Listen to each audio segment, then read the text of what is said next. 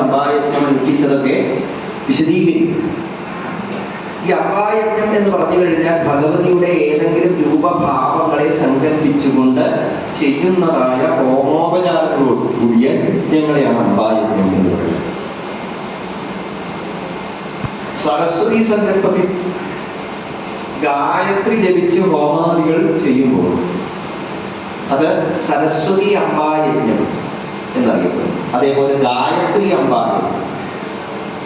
ഇനി പിതൃക്കൾക്ക് മുക്തി ലഭിക്കാൻ ഏതെങ്കിലും തരത്തിലുള്ളതായ കാരണങ്ങളെ കൊണ്ട് ഭൂമിയിൽ തന്നെ യാത്രാദേഹങ്ങളായി മട്ടം തിരിയുന്ന പിതൃലോകത്തേക്ക് എത്തിപ്പെടാത്ത ജീവന്മാർക്ക് സദ്ഗതി ലഭിക്കുന്നതിന് വേണ്ടി സാവിത്രി യജ്ഞം എത്തിക്കുന്നു. അത് സാവിത്രി അമ്പായജ്ഞം. ഐശ്വര്യത്തിന് വേണ്ടി ചെയ്യുന്നത് അഷ്ടലക്ഷ്മി അമ്പായജ്ഞം. എൻ്റെ ഇല്ലത്തെ എല്ലാ വർഷവും നടത്തുന്നതാണ്. ശ്രീവിദ്യ അമ്പായജ്ഞം, അത് വളരെ വിശേഷമാണ്. ഇങ്ങനെ അമ്പായജ്ഞ വിധാനം എന്ന് പറഞ്ഞ ദേവി ഭാഗവതത്തിൽ അനവധി അനുഷ്ഠാന പദ്ധതികളെ കുറിച്ച് പറയുന്നുണ്ട്. അതൊക്കെ ചുരുക്കിയാണ് പറയുന്നത്. അതിൽ പ്രധാനമായിട്ടും കുമാരി പൂജയൊക്കെ ഉൾപ്പെടുന്നുണ്ട്. നമ്മളിപ്പോ ചെയ്യുന്നത് അമ്പായജ്ഞം തന്നെയാണ്. ഭഗവതിയുടെ കഥകൾ കേൾക്കുക, ആ ഭഗവതിയുടെ സ്വരൂപങ്ങളെ ആ കഥാഭാഗങ്ങളുടെ സന്ദർഭത്തിനനുസരിച്ച് ഉപചരിക്കുക, സഭയിൽ ചെയ്യുക. ഇത് അമ്പായജ്ഞം തന്നെയാണ്. ഇങ്ങനെ വ്യാസഭഗവാൻ നാരദ മഹർഷിയിൽ നിന്ന് ലഭിച്ചതായ ആ ദേവോപാസന ക്രമത്തെ സ്വീകരിച്ചുകൊണ്ട് അതിമഹത്തരമായിരിക്കുന്ന യജ്ഞം നടത്തി. ഭഗവതിയുടെ ഉത്കർഷത്തെ വ്യക്തമാക്കുന്നതായ കഥ നമ്മൾ കേട്ടു. വേദങ്ങളിൽ പോലും ഈ ഭഗവതിയെ പരാമർശിക്കുന്നു. അതുകൊണ്ട് വേദങ്ങൾ ഭഗവതിയെ സ്തുതിക്കുന്ന രംഗം വർണ്ണിച്ചു. 4 വേദങ്ങളും ഭഗവതിയെ സ്തുതിക്കുന്നുണ്ട്. ഇതേപോലെ ശ്രീമദ് ഭാഗവതത്തിൽ നമുക്ക് കാണാം വേദസ്തുതി എന്നുള്ള അധ്യായം 10ാമത്തെ സ്കന്ധത്തിലാണ്, അവസാന ഭാഗത്താണ് വരിക. ആ വേദസ്തുതി എന്ന് പറയുന്ന ഭാഗത്തിൽ വിശദീകരിക്കുന്നത് പ്രപഞ്ചത്തിന്റെ മുഴുവൻ കാരണമായിരിക്കുന്ന ഈശ്വരനെ വേദങ്ങൾ ഒരു രാജാവിനെ പള്ളി ഉണർത്തുന്നത് പോലെ സ്തുതിച്ചുണർത്തുന്നു എന്നാണ് പഠിക്കുന്നത്. ഇവിടെയും അത് തന്നെയാണ്. മഹാവിഷ്ണുവിനെ എങ്ങനെയാണ് വേദങ്ങൾ സ്തുതിച്ചുണർത്തുന്നത്, അതേപോലെ സാക്ഷാൽ പരാംബികയെ ഋഗ്വേദ യജുർവേദ സാമവേദാദികൾ സ്തുതിക്കുന്നു.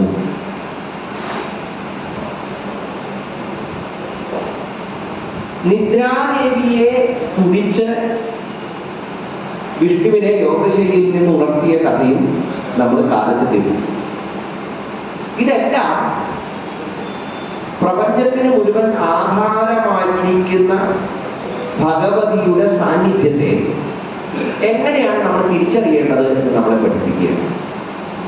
നന്നായി ഉറങ്ങിയാലും തിരിച്ചറിയണം. എങ്ങനെയാണ്?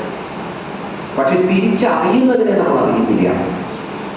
നമ്മുടെ ഏതെങ്കിലും ഒരു ബന്ധുവിന്റെ വീട്ടിൽ പോയി വയ്ക്കാം, അവിടെ ചെന്നു 2 ദിവസം അവിടെ താമസിക്കണം, രാത്രി ഉറങ്ങാനുള്ള സൗകര്യമൊക്കെ തന്നു, ഒരു മുറിയൊക്കെ തന്നു, ഫാനൊക്കെ വെച്ച് നിന്നൊക്കെ തന്നു.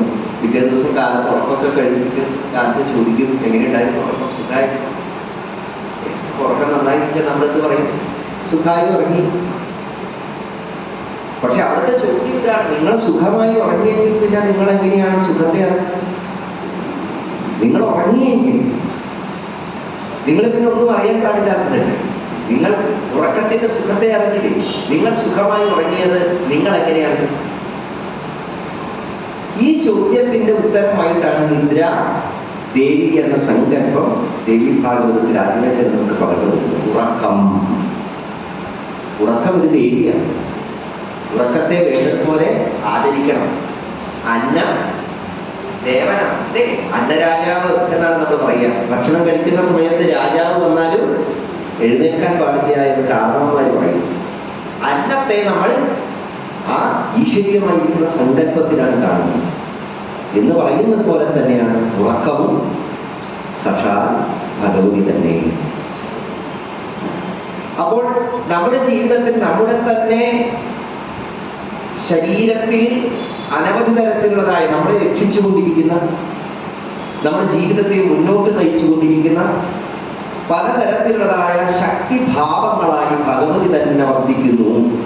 ഇത് ദേവീമാതാക്കളുടെ യാ ദേവി സർവഭൂതേഷു ദയാരൂപേണ സംസ്ഥിത നമസ്തസ്യൈ നമസ്തസ്യൈ നമസ്തസ്യൈ നമോ നമഃ. യാ ദേവി സർവഭൂതേഷു സുഖാരൂപേണ സംസ്ഥിത യാ ദേവി സർവഭൂതേഷു വിദ്യാരൂപേണ സംസ്ഥിത യാ ദേവി സർവഭൂതേഷു മാതൃരൂപേണ സംസ്ഥിത. ശുദ്ധ, വിശപ്പ്, ദാഹം, ഉറക്കം, നിദ്രാരൂപേണ സംസ്ഥിത, എല്ലാം തുഷ്ടി.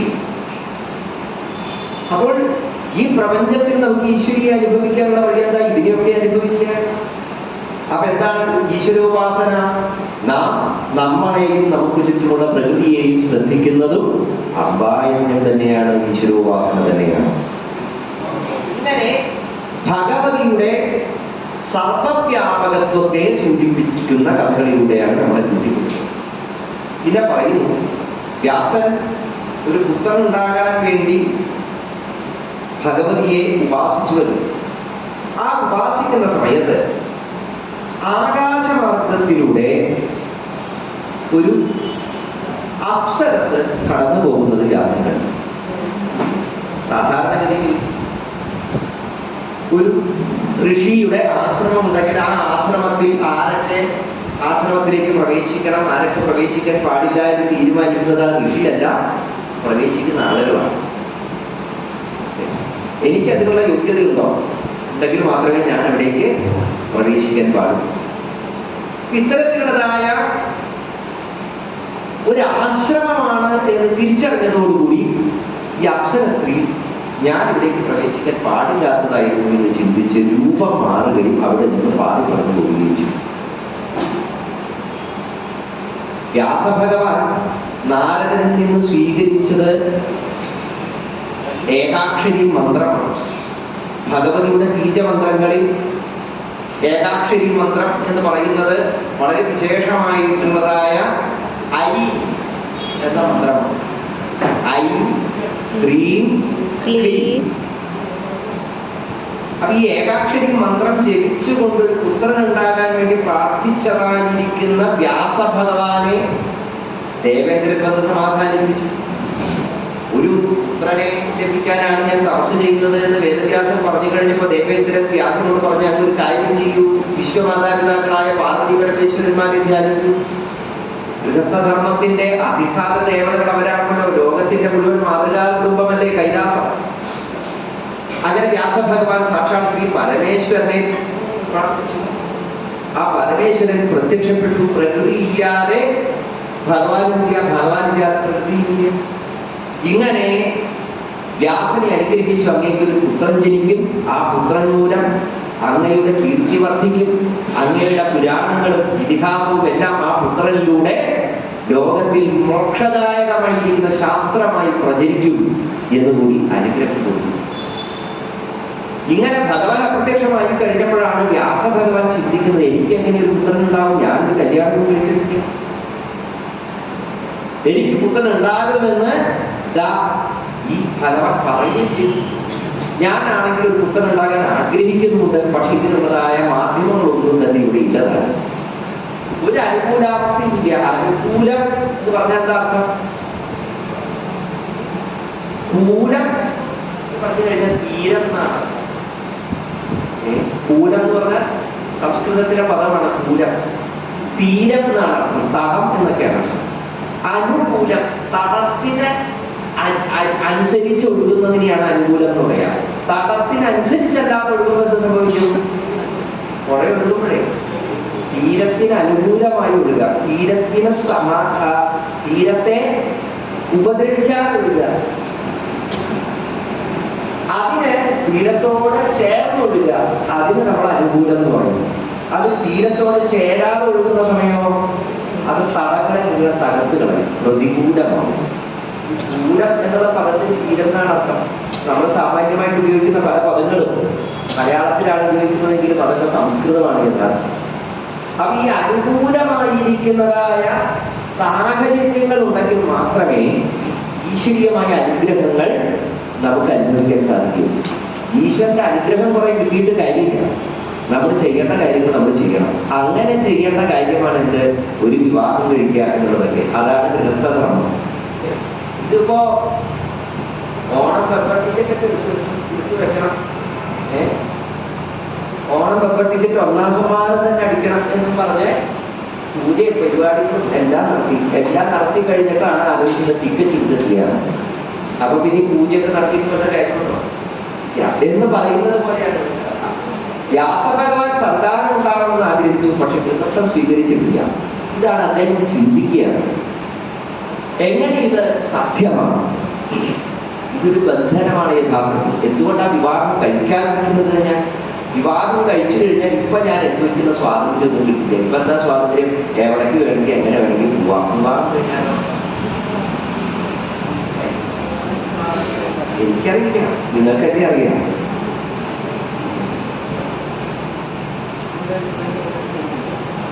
അപ്പൊ നിങ്ങൾ ചോദിക്കും എന്താ തിരികെ വിവാഹം? എനിക്കറിയില്ല എന്ന് പറഞ്ഞത് എനിക്ക് രക്ഷപ്പെടാനാണ്. ഞാനതിന് ഉത്തരം പറഞ്ഞു കഴിഞ്ഞാൽ ഞാൻ അന്ന് തിന്നു. ആവുന്നത്ര ഗൃഹസ്ഥ ജീവികൾ ചോദ്യം ചോദിക്കാതെ ജീവിക്കുകയാണ് ഉത്തമം. അല്ലേ?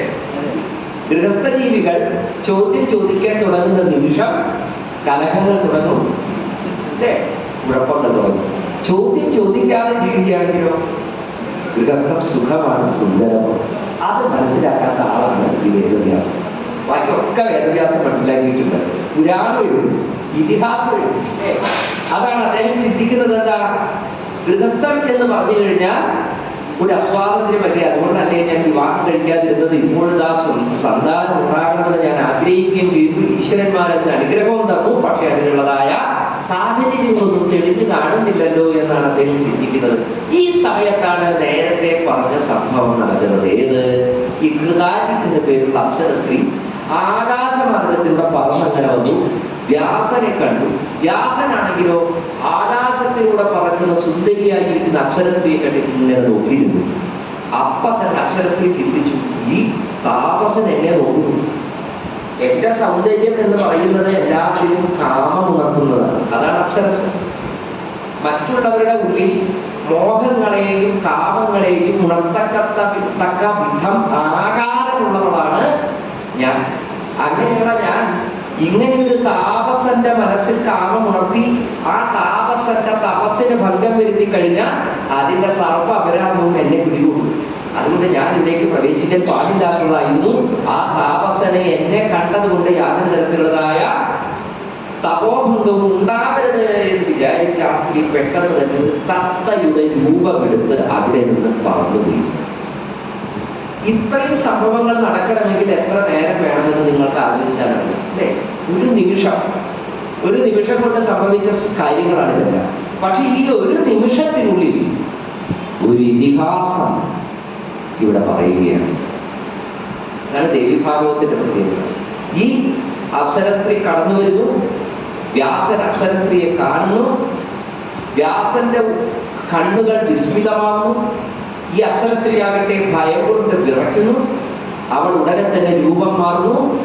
തത്തയായി അവിടുന്ന് പറന്നുപോകുന്നു. ഇത്രയും സമയത്തിനുള്ളിൽ വ്യാസൻ ഈ അപ്സരസ്ത്രീയെ കാണുന്ന ആ നിമിഷത്തിനുള്ളിൽ വ്യാസൻ വലിയൊരു ഇതിഹാസം. എന്തിനാ സ്മരിക്കുന്നത്? വ്യാസൻ ചിന്തിക്കുകയാണ്. പണ്ട് ദേവഗുരു, സാക്ഷാൽ ബൃഹസ്പതിയാണല്ലോ ദേവഗുരു. ഈ ബൃഹസ്പതിയുടെ ഗൃഹത്തിൽ വന്നിട്ടാണ് ഇന്ദ്രൻ, അഗ്നി, യമൻ, വരുണൻ, വായു മുതലായിരിക്കുന്ന ദേവതകളൊക്കെ പഠിച്ചിരുന്നത്. അപ്പൊ ബൃഹസ്പതിയുടെ ഗൃഹത്തിൽ താമസിച്ച് പഠിക്കുന്നതായ ഈ ദേവന്മാരിൽ ഏറ്റവും സുന്ദരനായിരുന്നു ചന്ദ്രൻ. ദേവതാ ചൈതന്യങ്ങളിൽ സൗന്ദര്യം ചന്ദ്രനാണത്ര ഏറ്റവും കൂടുതലുള്ളത്. അതുകൊണ്ടല്ലേ നമ്മളെല്ലാ കാര്യങ്ങളും എല്ലാവരെയും ചന്ദ്രനെ പോലെ നിമുഖം എന്നൊക്കെ പറഞ്ഞ് ഉപമിക്കും. യഥാർത്ഥത്തിലുള്ള ചന്ദ്രന്റെ അവസ്ഥ എന്താ? ഇപ്പൊ ചന്ദ്രനെ പോലെ നിമുഖം എന്നൊക്കെ പറഞ്ഞാൽ പിന്നീട് അപ്പോ യൂട്യൂബില് ചന്ദ്രന്റെ ഉപരിതലത്തിന്റെ ഫോട്ടോ ഒക്കെ എടുത്ത് കാണിക്കും. എന്നിട്ട് ചോദിക്കും ഇതാണോ? എൻ്റെ മുഖം ചോദിക്കും. പക്ഷെ കാവ്യാത്മകമായി പറയുമ്പോൾ ചന്ദ്രൻ എന്ന് പറയുന്നത് ഒരു സൗന്ദര്യത്തിന്റെ ഉദാത്തമായിരിക്കുന്ന പ്രതീകമാണ്. അപ്പൊ ഈ ചന്ദ്രൻ ഒരു ദേവനാണ്. ഈ ചന്ദ്രൻ ബൃഹസ്പതിയുടെ ഗൃഹത്തിൽ പഠിക്കുന്ന സമയത്ത് ബൃഹസ്പതിയുടെ ഭാര്യയുടെ പേരാണ് താര. ഈ താരയ്ക്ക് ചന്ദ്രനെ കണ്ടപ്പോൾ മോഹിച്ച് കണ്ണും കൈയും കലാശമൊക്കെ കാട്ടി രണ്ടുപേരും പ്രേമത്തിലായി. ഒരു ദിവസം ഈ ചന്ദ്രൻ പോയപ്പോ ചന്ദ്രന്റെ പിന്നാലെ താര ഇറങ്ങി. ഇതറിഞ്ഞ ബൃഹസ്പതി കുണ്ടനായി. ബൃഹസ്പതി വേഗം ചന്ദ്രന്റെ അടുത്ത് വന്ന് പറഞ്ഞു, ഈ എന്റെ ഭാര്യ തട്ടിക്കൊണ്ടുപോയി. അപ്പൊ ചന്ദ്രൻ പറഞ്ഞു, ഞാൻ തട്ടിക്കൊണ്ടുപോയതൊന്നുമല്ല, എന്റെ പിന്നാലെ വന്നതാണ്, ഞാൻ വിളിച്ചതൊന്നുമല്ല. താരയ്ക്ക് എന്നെ ഇഷ്ടമായിട്ട് എന്റെ പിന്നാലെ വന്നു, അവർക്ക് ഇഷ്ടമുണ്ടെങ്കിൽ അങ്ങയുടെ ഒപ്പം വന്നോട്ടെ എന്ന് ചന്ദ്രനും പറഞ്ഞു. ബൃഹസ്പതി വേഗം പരാതിയുമായിട്ട് ഇന്ദ്രന്റെ അടുത്തെത്തി. ഇന്ദ്രൻ വേഗം ചന്ദ്രനുമായിട്ട് യുദ്ധത്തിൽ ഒരുപ്പെട്ടു. ഇന്ദ്രൻ ചന്ദ്രനുമായിട്ട് യുദ്ധത്തിന് ഒരുപ്പെട്ടപ്പോൾ ഇന്ദ്രന്റെ ഒപ്പം സകല ദേവതമാരും കൂടെ കൂടിയപ്പോൾ പഴയ ശത്രുത വെച്ച് സൂര്യനും കൂടെ കൂടി. സൂര്യനും ചന്ദ്രനും ശത്രുക്കളാണ്. അങ്ങനെ അതിഘോരമായിരിക്കുന്ന യുദ്ധം നടക്കുകയാണ്. ഈ ദേവന്മാരൊക്കെ എല്ലാവരും ഒത്തുചേർന്ന് തന്റെ നേരെ പടനയിക്കുന്നു എന്ന് അറിഞ്ഞപ്പോൾ ചന്ദ്രൻ വേഗം സഹായത്തിനായി അസുരന്മാരെ കൂട്ടുകൊണ്ടു. അസുരന്മാരെടുത്ത് തന്നെ തക്കം, ദേവന്മാരോട് എതിരിടാൻ പറ്റിയ സമയമാണ് എന്ന് വിചാരിച്ച് അസുരന്മാരും വന്നു. അങ്ങനെ അതിഘോരമായിരിക്കുന്ന യുദ്ധം നടന്നു. നമ്മുടെ ഭാരതത്തിലെ 18 പുരാണങ്ങളിലും ഇതിഹാസമാകുന്ന മഹാഭാരതത്തിലും കൂടി ആകെ വളരെ പ്രധാനപ്പെട്ടതായ 12 മഹാസങ്കരങ്ങളാണ് നടന്നിട്ടുള്ളത്, മഹായുദ്ധങ്ങൾ. അതിന് വളരെ പ്രധാനപ്പെട്ട ഒരു യുദ്ധമാണ് ഈ താരാമയ യുദ്ധം എന്നാണ് ഇതിനെ വിശേഷിപ്പിക്കുന്നത്. താരകാമയ യുദ്ധം. അതിഘോരമായിരിക്കുന്ന ഈ യുദ്ധം നടന്ന സമയത്ത് പിന്നീട് മഹാവിഷ്ണു ബ്രഹ്മാവ് എല്ലാവരും കൂടി വന്ന് ഈ കൂട്ടരെയും സമാധാനിപ്പിച്ചു. ബൃഹസ്പതിയോട് പറഞ്ഞു, ചന്ദ്രന്റെ പക്ഷത്തും തെറ്റു പറയാൻ സാധിക്കില്ല, താരയെയും തെറ്റു പറയാൻ സാധിക്കില്ല. കാരണം ചന്ദ്രന്റെ സൗന്ദര്യമാണ് താരയുടെ മനസ്സിനെ ചഞ്ചലപ്പെടുത്തിയത്. അരുതാത്തത് എന്ത് എന്നൊക്കെ ബോധ്യപ്പെടുത്തി സ്വയം മനസ്സിനെ നിയന്ത്രിക്കാനുള്ള കഴിവ് എല്ലാവർക്കും ഇല്ലല്ലോ. അപ്പൊ അതുകൊണ്ട് ഇതൊരു വലിയ യുദ്ധമായി കലാശിച്ചാൽ ലോകത്തിന് തന്നെ ആപത്താണ് എന്നൊക്കെ പറഞ്ഞ് ഇവരെയൊക്കെ പിന്തിരിപ്പിച്ചു. ചന്ദ്രൻ സമ്മതം കൂടി. അങ്ങനെ താര ബൃഹസ്പതിയോടൊപ്പം തന്നെ പോയി കാലം കുറച്ച് കഴിഞ്ഞു. ബൃഹസ്പതിയുടെ ധർമ്മപത്നിയായ താര ഗർഭിണിയായി. അപ്പതാ വീണ്ടും തർക്കം. താരയുടെ ഉദരത്തിൽ വളരുന്നതായ ശിശു ചന്ദ്രന്റെയാണോ ബൃഹസ്പതിയുടെയാണോ? ഈ പറയുന്ന ദേവി ഭാഗവതത്തിലെ കഥ ഭാഗവതത്തിൽ നമുക്ക് കാണാൻ സാധിക്കും, മറ്റു പുരാണങ്ങളിലും കാണാൻ സാധിക്കും. അതിന്റെ കാരണം ഈ കഥ വേദത്തിലുള്ള കഥയാണ്. വേദം മുതലേ പറഞ്ഞു വരുന്നതായ ഒരു കഥയാണ്. അങ്ങനെ ചന്ദ്രന്റെ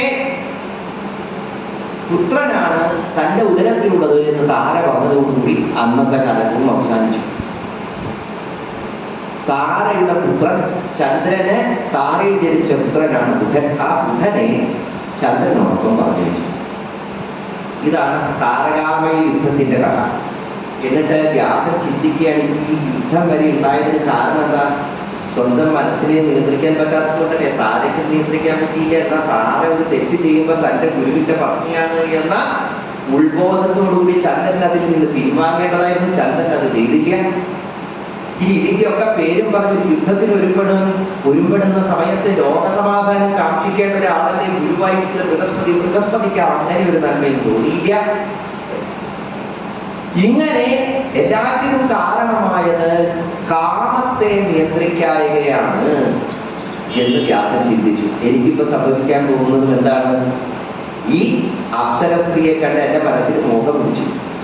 ഈ മോഹം ഈ ചന്ദ്രന് പറ്റിയ, താരയ്ക്ക് പറ്റിയ അബദ്ധം പോലെയുള്ള ഘോരമായിരിക്കുന്ന വിപത്തിലേക്ക് എന്നെയും നയിക്കുന്നു എന്ന് ചിന്തിക്കുക. ഇനി ഈ ചന്ദ്രപുത്രനായിരിക്കുന്ന ബുധനോ? ബുധൻ ഒരു ദിവസം ആകാശമാർഗത്തിലൂടെ സഞ്ചരിച്ചുകൊണ്ടിരിക്കുന്ന സമയത്താണ് കാട്ടിൽ അതിസുന്ദരിയായ ഒരു പെൺകൊടി പാട്ടും പാടി നടക്കുന്നത് കണ്ടത്. വേഗം അവളുടെ അടുത്തേക്ക് ഓടിയെത്തി. അവരുടെ സൗന്ദര്യം കണ്ടപ്പോൾ സന്തോഷം തോന്നി. അവരോട് ചോദിച്ചു, എനിക്ക് നിന്നെ ഇഷ്ടമായി, നമുക്ക് ഒരുമിച്ച് ജീവിച്ചാലോ? ആവാൻ വിരോധമില്ല. അതാണ് ഗാന്ധർവം. ഇപ്രകാരമുള്ള വിവാഹം 8 തരത്തിലുള്ള വിവാഹം പറയുന്നുണ്ട്. ദൈവബ്രാഹ്മം, രാജാവത്യം, ഗാന്ധർവം, ദൈവം, മാനുഷം, ആസുരം, രാക്ഷസം, വൈശാഖം, ഇങ്ങനെ 8 തരത്തിലുള്ള വിവാഹങ്ങൾ നമുക്ക് പുരാണ കഥകളിൽ പലയിടത്തായി കാണാനായിട്ട് സാധിക്കും. ശ്രീമദ്ഭാഗവതത്തിൽ ശ്രീകൃഷ്ണ ഭഗവാൻ രാക്ഷസ വിധി പ്രകാരമാണ് രുക്മിണി ദേവിയെ വിവാഹം കഴിക്കുന്നത് എന്ന് പറയാൻ സാധിക്കില്ല. വിവാഹത്തിന് തൊട്ടു മുമ്പുള്ളതായ അപകരണം നടക്കുന്ന രാക്ഷസ വിധി പ്രകാരമാണ്. പക്ഷെ കല്യാണമൊക്കെ നമ്മുടെ മനുഷ്യന്മാരെ നടത്തുന്ന പോലെയാണ് നടത്തിയത്. അതേപോലെ ശ്രീകൃഷ്ണ ഭഗവാന്റെ പൗത്രനായിരിക്കുന്നതായ അനിരുദ്ധൻ, ഈ അനിരുദ്ധനെ ഉഷ തട്ടിക്കൊണ്ടുപോവാണ് ചെയ്തത്. ഉഷയുടെ തോഴിയായിരിക്കുന്ന ചിത്രലേഖയാണ് ആകാശമാർഗത്തിലൂടെ അനിരുദ്ധനെ തട്ടിക്കൊണ്ടുപോയിട്ടാണ് കല്യാണം കഴിച്ചത്. അത് ഉറങ്ങി കിടക്കുന്നത് തട്ടിക്കൊണ്ടുപോയത്. കണ്ണു ഉറപ്പാണ് അനിരുദ്ധൻ നോക്കിയപ്പോ ബാണാസുരന്റെ കൊട്ടാരത്തിലാണ്. അപ്പോ പെണ്ണിനെ ആണ് മാത്രമല്ല തട്ടിക്കൊണ്ടു പോകുന്നത്, ആണിനെ പെണ്ണ് തട്ടിക്കൊണ്ടുപോയി കല്യാണം നടത്തിയിട്ടുണ്ട്. ഈ തട്ടിക്കൊണ്ടുപോയി കല്യാണം നടത്തുന്നതിനെയാണ് പൈശാചം എന്ന് പറയുന്നത്. അത് ഇത്തരത്തിലുള്ളതായ വിവാഹങ്ങളിൽ ഗാന്ധർവ വിധി പ്രകാരം ബുധൻ ആ പെൺകുട്ടി വിവാഹം കഴിച്ച പെൺകുട്ടിയുടെ പേരാണ് ഇള. ഇളയുടെ കഥ എന്താണെന്ന് ഞാൻ ഇന്നലെ മഹാകാലത്ത് പറഞ്ഞിട്ട് സൂചിപ്പിച്ചു. അപ്പൊ പറയുകയും ചെയ്തു, ഇത് ഞാൻ ഇനിയും പറയുന്നു പറയും ചെയ്തു. അതാണ് ചില തുടർച്ചകളിലൂടെയാണ് നമ്മൾ കടന്നു പോകുന്നത്. ഒരു കഥയും അവസാനിക്കുന്നില്ല. ഓരോ കഥകളും മറ്റോരോ കഥകളുടെയും തുടർച്ചയാണ്. അതൊരു പുഴ ഒഴുകുന്ന പോലെയാണ്. ആകാശാത് പതിതം തോയം യഥാ ഗച്ഛതി സാഗരം.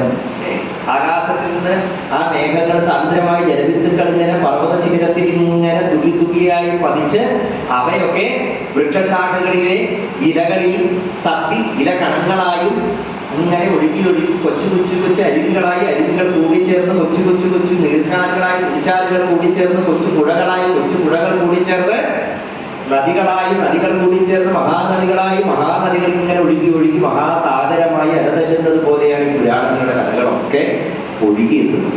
എല്ലാം പരസ്പരം ബന്ധപ്പെട്ടിരിക്കുന്നു. ഒരു പുരാണം പറഞ്ഞ് മറ്റൊരു പുരാണത്തിലേക്ക് പ്രവേശിക്കാൻ സാധിക്കും.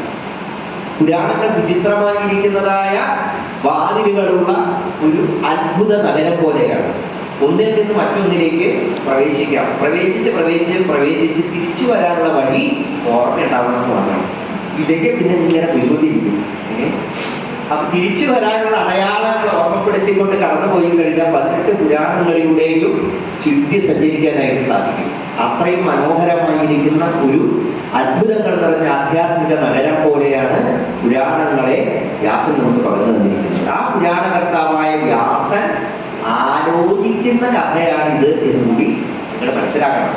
ഇളയെ കണ്ടു. അങ്ങനെ ഇളയും ബുധനും കൂടി ഒരുമിച്ച് ആ കാട്ടിൽ ജീവിച്ചു. ഇളയാന സുദ്യുമ്നൻ എന്ന് പറയുന്ന രാജകുമാരനാണ് യഥാർത്ഥത്തിൽ. അതാ ബുധൻ അത് പതുക്കെ മനസ്സിലാക്കി. ഒരു ദിവസം നോക്കിയപ്പോൾ അതാ ഇള കെട്ടും പാണ്ടൊക്കെ എടുത്ത് കൊട്ടാരത്തിലേക്ക് പോവാൻ നിൽക്കുകയാണ്. അവരാണ് എന്താ, ഞാൻ പുരുഷനാണ്, ഈ 1 മാസം പുരുഷനാണ്, ഇനി സ്ത്രീയായി 1 മാസം കഴിയുന്ന സമയത്ത് കാട്ടിലേക്ക് വീണ്ടും വരും എന്ന് മനസ്സ് പറഞ്ഞപ്പോഴാണ് ആണും പെണ്ണുമായിട്ട് ജീവിക്കുന്ന സുദ്യുമ്നന്റെ അവസ്ഥയെ കുറിച്ചൊക്കെ മനസ്സിലാക്കുന്നതും. അപ്പോഴേക്കും ചന്ദ്രന് ഇളയിൽ ഒരു പുത്രൻ ജനിച്ചിരുന്നു. ആ പുത്രന്റെ പേരാണ് പുരൂരവസ്. ഈ പുരൂരവസിന്റെ കഥ എന്താ? പുരൂരവസ് ദേവന്മാരെ ക്ഷണിച്ചിട്ടാണ് ദേവലോകത്ത് പോയത്. ദേവലോകത്ത് ചെന്ന് യുദ്ധമൊക്കെ ചെയ്ത് അസുരന്മാരെയൊക്കെ തോൽപ്പിച്ച് ദേവന്മാർക്ക് ജയം പകർന്നു കൊടുത്തുവെങ്കിലും അവിടെ വെച്ച് ഉർവശിയെ കണ്ടു മോഹം തോന്നി. ഉർവശിയോടൊപ്പം ജീവിക്കണമെന്നൊരു ആഗ്രഹം പറഞ്ഞപ്പോൾ ദേവത്തിന് നിവൃത്തിയില്ല. പുരൂരവസ് പറഞ്ഞതല്ലേ, ഉർവശിയെ പറഞ്ഞു വെച്ചു. പക്ഷെ ഉർവശി ചില നിബന്ധനകളൊക്കെ വെച്ചു. 3 കാര്യങ്ങളാണ് ഉർവശി പറഞ്ഞത്. ഒന്ന്, ഞാൻ അങ്ങയോടൊപ്പം വരാം, പക്ഷേ ഞാൻ നെയ്യ് മാത്രമേ കഴിക്കൂ. രാജാവിനാണോ നെയ്യ് കൊടുക്കാത്ത ബുദ്ധിമുട്ട്? അത്രയൊന്നും കുഴപ്പമില്ല, നെയ്യൊക്കെ തരാം. ഇനി രണ്ടാമത്തെ കാര്യം എന്താ, എനിക്കൊരു ആട്ടിൻകുട്ടിയുണ്ട്, ഇതിനെ സംരക്ഷിക്കണം. ഇത്രയധികം കള്ളന്മാരെ കാവൽ നിൽക്കണം, കൊട്ടാരത്തിലാണോ കള്ളന്മാരെ പിടിക്കേണ്ട കാര്യം? ഒരു കുഴപ്പമില്ല, ആട്ടുകുട്ടിയൊക്കെ ഞാൻ സംരക്ഷിക്കണം. ഈ മൂന്നാമത്തെ കാര്യം, സ്വന്തം കിടപ്പറയിലല്ലാതെ രാജാവിനെ നഗ്നനായി കാണരുത്. ഈ 3 കാര്യങ്ങളും വാക്കുകൊടുത്തു രാജാവ്. അങ്ങനെ ഉർവശി പുരൂരവസിനോടൊപ്പം ജീവിക്കാമെന്ന് വാക്കുകൊടുത്ത് ഭൂമിയിലെത്തി രാജാവിന്റെ കൊട്ടാരത്തിൽ വാഴുന്ന കാലം. കുറെ കാലം കഴിഞ്ഞപ്പോൾ ഇത്തരം ദേവന്മാരെ മറ്റുള്ള ദേവതകളെ വിളിച്ചു കൂട്ടി. അല്ല, ഉർവശി ഇവിടെ സ്വർഗത്തിൽ നിന്ന് പോയിട്ട് കുറച്ച് നാളായി. ഉർവശി ഇല്ലാതെ സുഖമില്ല.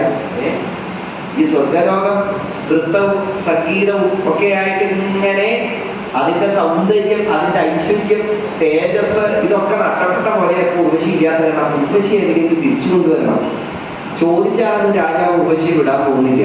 അപ്പൊ എങ്ങനെയെങ്കിലും രാജാവിന്റെ അടുത്ത് നിന്ന് ഉർവശിയെ സ്വർഗത്തിലേക്ക് കൂട്ടിക്കൊണ്ടുവരണം എന്ന് വിചാരിച്ച് അതിനൊരു സൂത്രം ആലോചിച്ച് ഇന്ദ്രൻ അഗ്നിയെയും വായുവിനെയും പറഞ്ഞു. അങ്ങനെ ഇരിക്കെ അഗ്നിദേവൻ ആ കൊട്ടാരത്തിലേക്ക് കടന്ന് ആ കൊട്ടാരത്തിൽ സംരക്ഷിക്കപ്പെട്ടിരിക്കുന്നതായ ആട്ടിൻകുട്ടിയെ മോഷ്ടിച്ചു കൊടുത്തു. ആട്ടിൻകുട്ടിയെ കൊണ്ടുപോകുന്ന സമയത്ത് ആട്ടിൻകുട്ടിയൊക്കെ കരഞ്ഞപ്പോ രാജാവിനോട് ഉർവശി പറഞ്ഞു, ഇതാ എന്റെ ആട്ടിൻകുട്ടി എന്ന് പറഞ്ഞപ്പോൾ രാജാവ് വേഗം കിടപ്പറയിൽ നിന്ന് ചാടി എഴുന്നേറ്റ് വസ്ത്രമൊന്നും എടുത്തില്ല. നേരെ ഈ കള്ളന്റെ പിന്നാലെ വാളുമായിട്ട് ഓടി പുറത്തേക്ക് വന്ന സമയത്ത് ആകാശത്ത് ഇന്ദ്രൻ ഇടിമിന്നലുണ്ടാക്കി. അങ്ങനെ ഇടിമിന്നലിൽ രാജാവിനെ നഗ്നനായി കാണുകയും ചെയ്തു. ഈ ഉർവശി വാക്ക് തെറ്റിച്ചു എന്ന കാരണം പറഞ്ഞു ഉർവശി അപ്പം തന്നെ വന്നു. അതോടുകൂടി പുരൂരവസ് ഉർവശി ഉർവശി എന്റെ ഉർവശി നീ എവിടെ പോയി എന്നൊക്കെ പറഞ്ഞ് കരഞ്ഞ് നടക്കാൻ തുടങ്ങി. ഇങ്ങനെ വിരഹാതുരനായി കരഞ്ഞ് ആ ഉർവശി കാരണം തേജസ് നഷ്ടപ്പെട്ട്, രാജ്യം നഷ്ടപ്പെട്ട്, അധികാരം നഷ്ടപ്പെട്ട്, സൗന്ദര്യം നഷ്ടപ്പെട്ട് അങ്ങനെ ഹതാശനായി തീർന്ന പുരൂരവസിനെ ഒടുവില് ഉർവശി പ്രത്യക്ഷപ്പെട്ട് പുരൂരവസിനെ അനുഗ്രഹിച്ച് പുരൂരവസിനെ അപ്സരസ്സുകളുടെ ലോകത്തേക്ക് കൂട്ടിക്കൊണ്ടുപോയി എന്നാണ് കഥ അവസാനിക്കുന്നത്. അവിടെ വരെ ഇവിടെ ചിന്തിക്കുന്നില്ല വ്യാസൻ.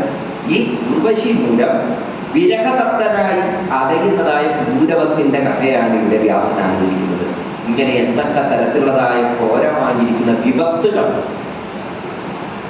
കാമം നിയന്ത്രിക്കാത്തത് മൂലം ആർക്കൊക്കെ ഉണ്ടായിരുന്നോ? ചന്ദ്രനുണ്ടായിരുന്നില്ലേ? ഈ പുരൂരവസ് എന്ന് പറയുന്ന രാജാവിനെ സംഭവിച്ചു. ഇങ്ങനെയുള്ളതായ വിപത്തുകൾ നിയന്ത്രണ ശക്തി ഇല്ലാത്തവർക്ക് ഉണ്ടാകുന്നതാണ് എന്ന് ചിന്തിച്ചുകൊണ്ട് വ്യാസൻ മനസ്സിനെ അടക്കുക.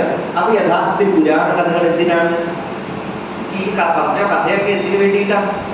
ഈ കഥയൊക്കെ ഇപ്പോഴത്തെ വ്യാഖ്യാതാക്കളുടെ കുറച്ച് പേര് അവരൊക്കെ പറയും, ആ കണ്ടില്ലേ ബൃഹസ്പതിയുടെ കഥ കണ്ടില്ല. അപ്പൊ അന്ന് ഈ ഗുരുവിന്റെ പത്നിയെ പഠിക്കാൻ വരുന്ന വിദ്യാർത്ഥികൾ വിവാഹം കഴിച്ചിരുന്ന കാലമാണ്. അപ്പൊ കാലത്തിന്റെ സ്വഭാവം. അപ്പോൾ എന്താ നമ്മുടെ ജീവിതത്തിൽ ധർമ്മത്തെ കുറിച്ചൊരു സന്ദേഹം ഉണ്ടാകുന്നുണ്ടെങ്കിൽ, ജീവിതത്തിൽ ചെയ്യേണ്ടതെന്ത് ചെയ്യരുതാത്തതെന്ത് എന്നതിനെ കുറിച്ച് ഏതെങ്കിലും വിധത്തിലുള്ളതായ ആധികൾ നമ്മളെ പിടികൂടുന്നുണ്ടെങ്കിൽ അതിൽ നിന്ന് നമുക്ക് നമ്മളെ തന്നെ സമുദ്ധരിക്കുവാനുള്ളതായ വഴികളാണ് ഈ കഥാമനനങ്ങൾ എന്ന് പറയുന്നത്. അത് വ്യാസൻ തന്നെ തന്റെ ജീവിതത്തിലൂടെ പകർന്നു കൊടുക്കുക. വ്യാസൻ ഇതൊക്കെ ചിന്തിച്ചു കഴിഞ്ഞപ്പോഴേക്ക് കാമത്തിന്റെ വ്യർത്ഥത വ്യാസത്തിൽ നടക്കുന്നു. കാമത്തിന്റെ വ്യർത്ഥത എന്നത് വൈരാഗ്യഭാവമാണ്. വൈരാഗ്യം എന്ന് പറഞ്ഞാൽ എന്താ? വിഗതമായ രാഗാവസ്ഥയാണ്. മൃതാജ് മറന്നുപോയത് ഒരു തത്തയുടെ രൂപത്തിലാണ്. വ്യാസന്റെ ഉള്ളിൽ ഉണർന്നതോ കാമമല്ല, വൈരാഗ്യമാണ്.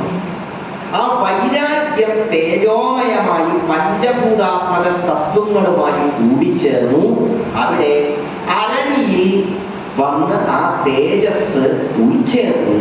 പഞ്ചഭൂത തത്വങ്ങളുടെ അംശത്തോടുകൂടിയ പുത്രനുണ്ടാകട്ടെ എന്നാണ് ശിവന്റെ അനുഗ്രഹം. പഞ്ചഭൂതങ്ങൾ എന്തൊക്കെയാണ്? ആകാശം, ജലം, വായു, അഗ്നി, ഭൂമി. ഈ സൂക്ഷ്മ തത്വങ്ങൾ ഉൾച്ചേർന്നതായ ആ ചൈതന്യം എങ്ങനെയുള്ള ചൈതന്യമാണ്? കാമത്തിൽ നിന്നുണ്ടായ ചൈതന്യമല്ല, വൈരാഗ്യത്തിൽ നിന്നുണ്ടായ ചൈതന്യം. അത് ഒരു പുത്രഭാവത്തെ കൊണ്ട് അരണിയിൽ നിന്നും അത് അയോനിജ ഭാവത്തിൽ ജനിച്ചു. അപ്പൊ താൻ ഏതൊരു രൂപത്തെ കണ്ടപ്പോഴാണ് തനിക്ക് ഈ മാനസികമായിരിക്കുന്നതായ അവസ്ഥകളിലൂടെ കടന്നു പോകേണ്ടി വന്നത്. ആ രൂപം തത്തയുടെ രൂപമാണ്, ശുഗത്തിന്റെ രൂപമാണ്. അതുകൊണ്ട് തന്റെ പുത്രനെ ശുഗൻ എന്ന് നാമകരണം ചെയ്തു എന്ന് കഥ. അപ്പൊ ശ്രീശുഗൻ ആരായ? യഥാർത്ഥത്തിൽ വൈരാഗ്യത്തിൽ നിന്ന് ജനിച്ചവൻ. നമ്മൾ ഭാഗവതം കേൾക്കുമ്പോഴും പറയാം, ശ്രീശുഗന്റെ ഭാവം, ഭാഗവതത്തിന്റെ ഭാഷ തന്നെ സമാധി ഭാഷയാണ്. ഭാഗവതത്തിൽ ഒരിക്കലും നമ്മളെ ത്രസിപ്പിക്കുന്ന രംഗങ്ങളോ അല്ലെങ്കിൽ ഏതെങ്കിലും തരത്തിലുള്ളതായ നമ്മുടെ വികാരങ്ങളെ സ്വാധീനിക്കുന്ന രംഗങ്ങളോ ഒന്നും കാണാൻ സാധിക്കില്ല. അതൊരു സമാധി ഭാഷയാണ്. എല്ലാറ്റിലും ഈശ്വരൻ നിറഞ്ഞു നിൽക്കുകയാണ്. ഓരോ വാക്കിലും ഓരോ വാക്യത്തിലും ഓരോ കഥാസന്ദർഭങ്ങളിലൂടെ കടന്നു പോകുമ്പോഴും അവിടെയൊക്കെ കേൾക്കുന്നവരുടെ ഹൃദയത്തിൽ നിറയുന്നത് ഭക്തിയാണ്. അത്തരത്തിലുള്ളതായ ആ ഭക്തിമയമായ ഭാഗവതത്തെ പകർന്നു കൊടുക്കാൻ ശ്രീശുകന് സാധിച്ചത് ശ്രീശുകന്റെ ജന്മത്തിന്റെ മഹത്വം കൊണ്ട് തന്നെയാണ്. വ്യാസഹൃദയത്തിൽ നിന്നും വൈരാഗ്യത്തിൽ നിന്നും ജനിച്ചവനാണ് ശ്രീശുകൻ എന്നതുകൊണ്ട്. അങ്ങനെ ആ ബാലൻ വലുതായി. പഠിക്കേണ്ട കാലം ബൃഹസ്പതിയുടെ അരികത്ത് തന്നെ പഠിക്കാനായിട്ട് കിട്ടി. വ്യാസൻ എന്തൊക്കെ ആലോചിച്ചപ്പോ ആ കഥകളൊക്കെ ആലോചിച്ചപ്പോൾ ബൃഹസ്പതിയുടെ കഥ നമ്മൾ കേട്ടതാണ്.